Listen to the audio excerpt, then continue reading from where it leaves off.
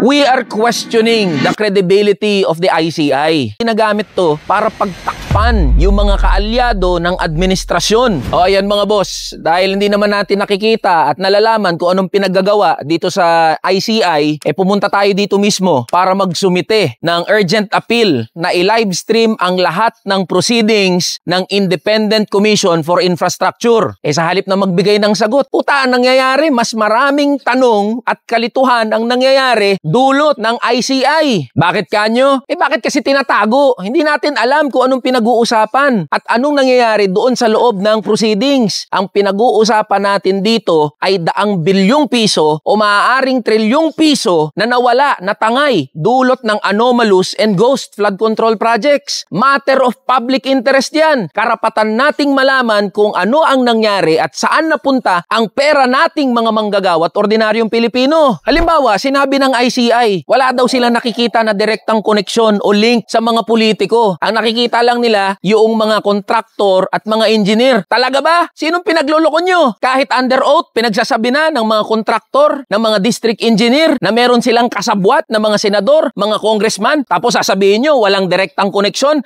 Under oath yan ha. Si Zaldico na congressman, kontraktor at approacher, hindi nyo mailink? Siya nga yung may-ari ng mga kumpanya na nasangkot dito sa anomalous and ghost flood control project. Talaga ba na hindi nyo malaman yung koneksyon ni Zaldico dito sa mga anomalous and ghost flood control project, ICI? Ini-expect nyo na paniniwalaan kayo ng mga manggagawa at ordinaryong Pilipino? Naglolokohan na lang tayo dito Harap-harapan yung ginagago, yung mga manggagawa at ordinaryong Pilipino. Yung mga diskaya, sabi, hindi na daw sila magpa-participate dito sa ICI. Ano nangyari? Ano ba kasi yung mga tanong na tinanong sa kanila? Ano yung mga pinag-usapan? Ano yun? Safe na sila? Sibat na sila mula dito sa anomalya na to? We are questioning the credibility of the ICI. Hindi natin maiiwasan at di natin masisisi na isipin ng mga tao, at kahit ako nga yan ang iniisip ko na walang silbi itong Independent Commission for Infrastructure. Ginagamit at parang ginagamit to para pagtakpan yung mga kaalyado ng administrasyon. Dapat walang pagtakpan. Lahat ng sangkot dapat panagutin. At kung kailangang ikulong, kahit pa kaalyado ninyo, kakampi ninyo,